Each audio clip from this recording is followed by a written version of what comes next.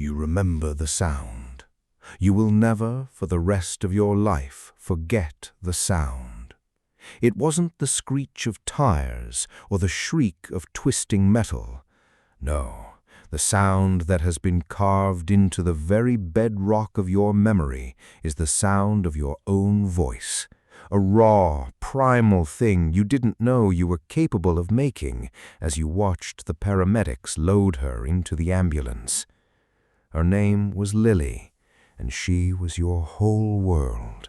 The days that followed were a blur of antiseptic smells, the rhythmic beeping of machines, and the slow, cruel death of hope. The doctors were kind, but their eyes held that practiced professional pity. They spoke in soft, measured tones about catastrophic brain injury and life support. They used phrases like no meaningful recovery and preparing for the worst. They were preparing you to say goodbye. You didn't sleep. You sat in that stiff plastic chair, holding her hand.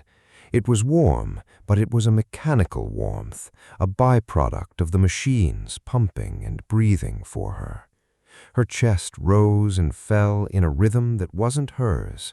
Her face, beneath the tubes and tape, was peaceful, but it was the peace of absence. She wasn't there. The light behind her eyes was gone. On the 7th night, a nurse found you slumped over her bed, whispering a promise into her ear. A desperate, bargaining, soul-selling kind of promise. You weren't a person of faith, not before this. But in that room, with the hum of the ventilator as your only companion, you became one. You prayed to anything that might be listening. You didn't ask for a miracle. You begged, you bargained, you offered everything you were and everything you ever hoped to be, just for a second chance, just to have her back. And then, at 3:03 a.m., the machines screamed. Flatline. The silence that followed the alarm was worse than the sound of the accident. It was absolute. It was final. It was the sound of the universe confirming that your world had just ended. They came in, a team of white coats and steady hands. They pushed you out of the way. You watched through the window as they worked on her, a flurry of controlled chaos. You saw the defibrillator. You saw her body arch off the bed. Once, twice, 3 times. Nothing.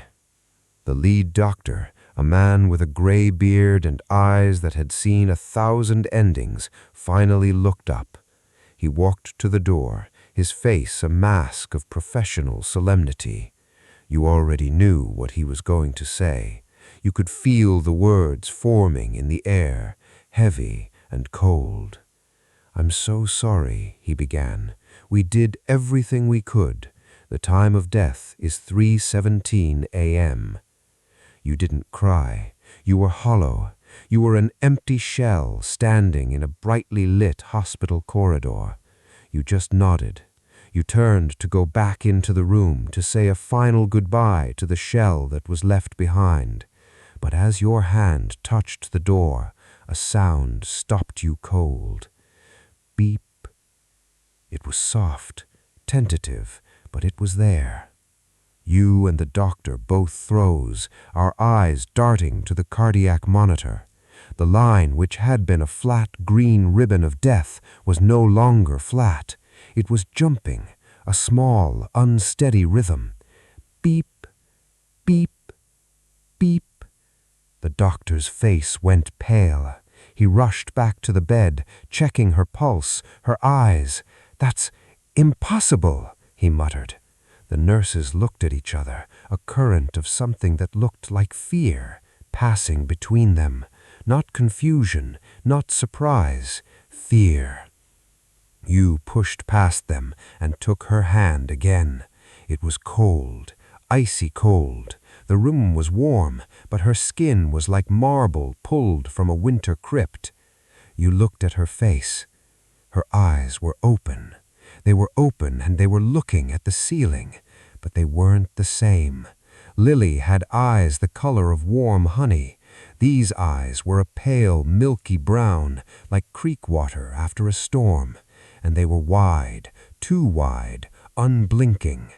Then her head turned. It wasn't a gradual human movement. It was a sharp, mechanical jerk like a bird's. Her head swiveled on her neck, and those muddy eyes locked on yours. Her lips parted. A thin line of drool, tinged with something dark, slipped from the corner of her mouth. She took a long, slow breath. It was a breath that seemed to pull all the air, all the warmth into her lungs. And then, in a voice that was hers but wasn't, a voice that echoed as if coming from the bottom of a deep well, she spoke. "It's so dark in there. Why did you call me back?" You wanted to scream, you wanted to run, but you were frozen, held in place by the impossible reality of it. This was what you begged for. This was your miracle. The doctors, of course, called it a medical marvel, a spontaneous return of neural function, a statistical anomaly. They had 100 scientific terms for it, but you saw the way they looked at her, the way they hesitated before entering her room, the way they made their checks quick and left faster. You took her home. The first week was a waking nightmare disguised as a blessing. She was mobile. She could eat, she could speak, but it was all off, a terrible, uncanny mimicry of your sister. She would stare at the television for hours, even when it was off. You'd find her standing in the kitchen in the dead of night, just staring at the knives in the butcher block. Once you heard her in the bathroom, whispering. You pressed your ear to the door.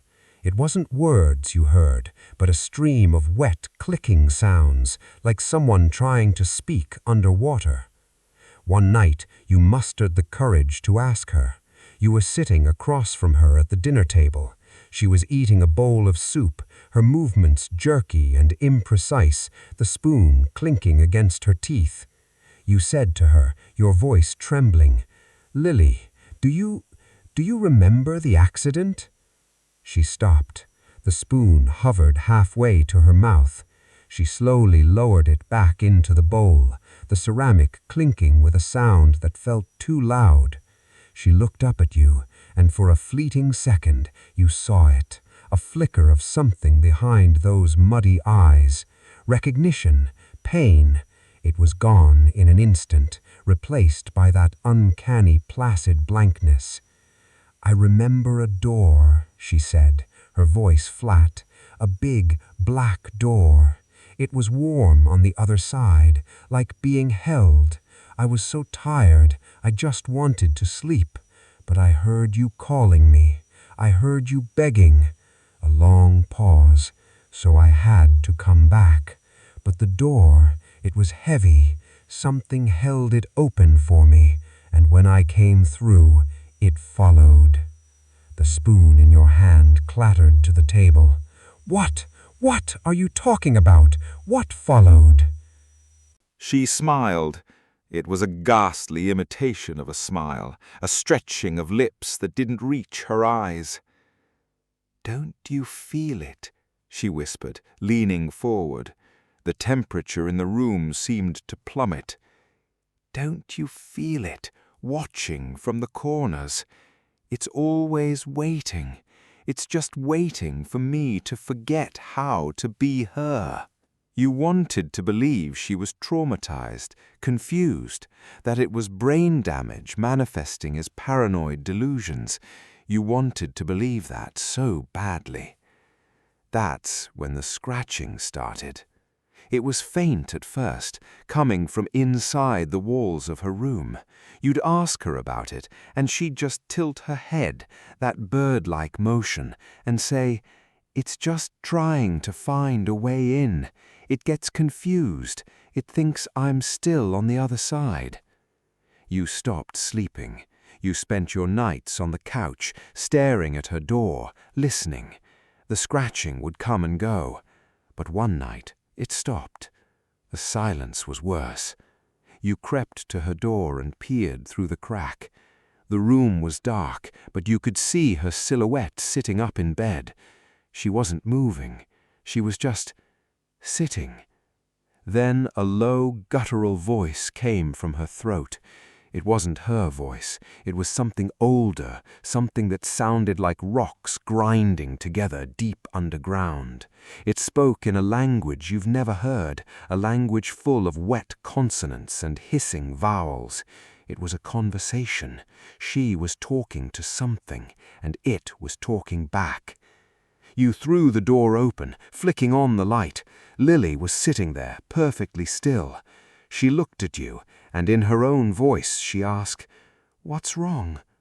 "Who were you talking to?" you demanded, your heart hammering against your ribs. She just stared at you for a long, uncomfortable moment. Then a slow, wide smile spread across her face. It was the biggest smile you'd seen from her since the accident. It was her smile, but it was wrong. It was too big. It showed too many teeth. "You," she said. "I was talking to you." You should have left then. You should have run and never looked back. But she was your sister, and in the brief, fleeting moments when she seemed like herself, you clung to the hope that the real Lily was still in there, fighting. You sought help. You found a priest, an older man with kind eyes but a weary soul. You told him everything. He listened without judgment. He agreed to come to the house and perform a blessing. He arrived on a Thursday afternoon.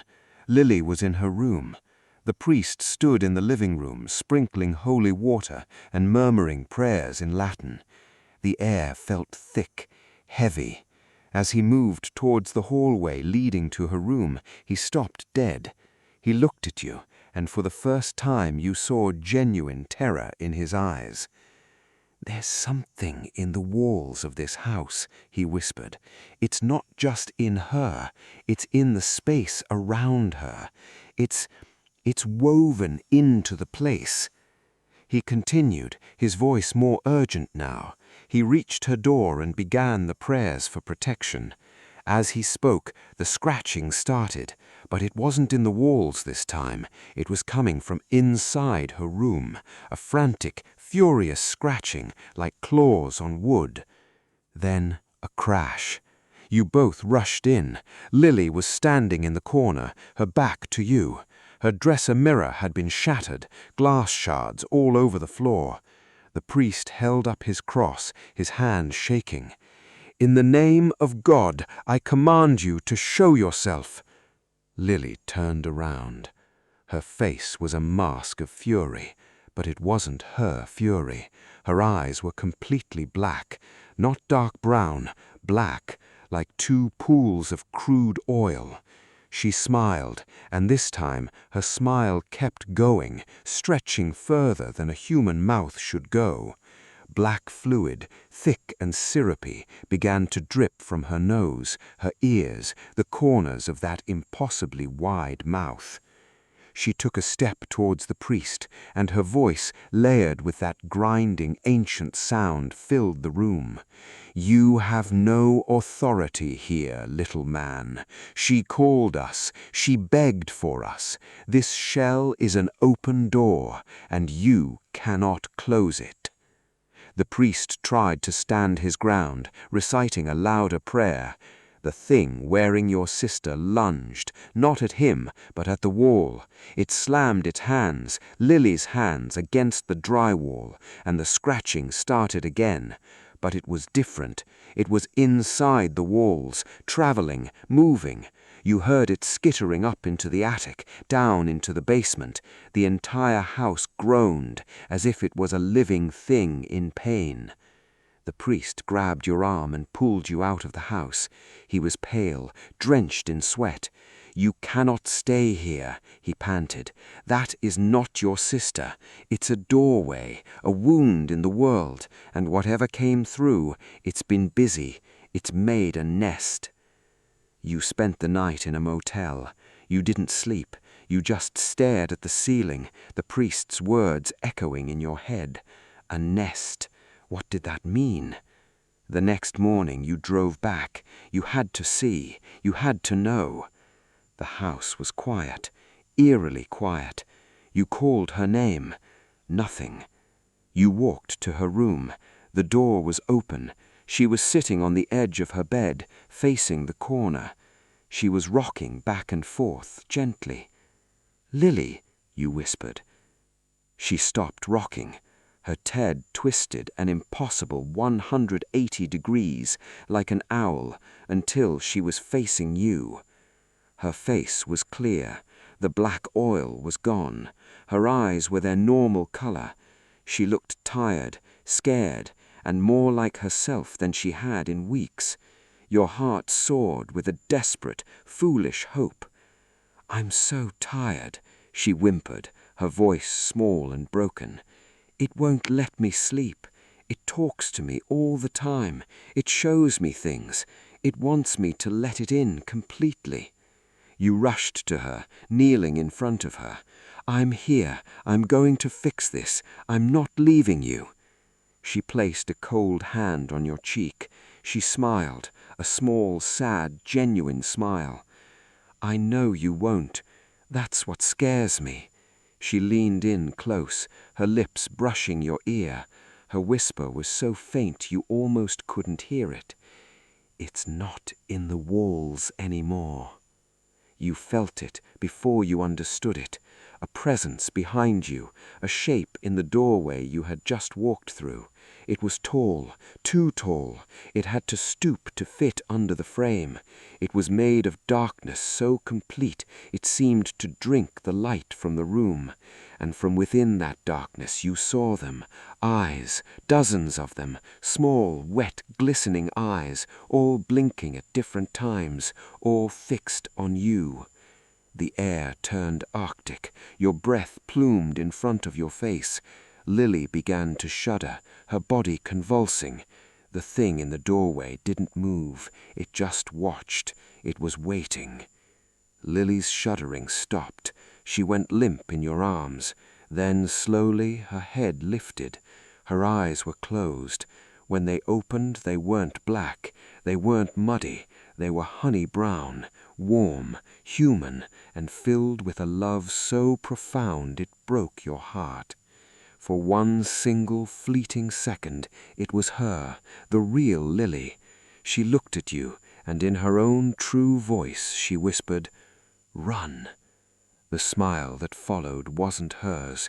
It was the thing's smile, stretching her face into a familiar, horrifying mask.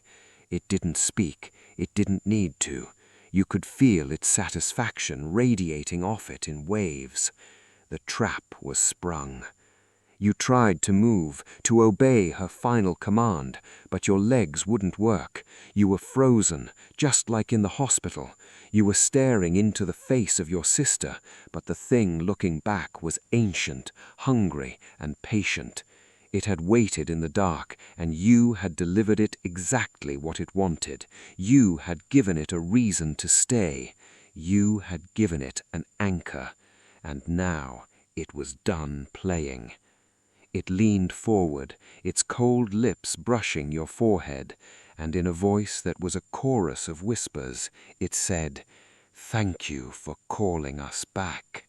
She kept the door open, but you're the one who invited us in for good."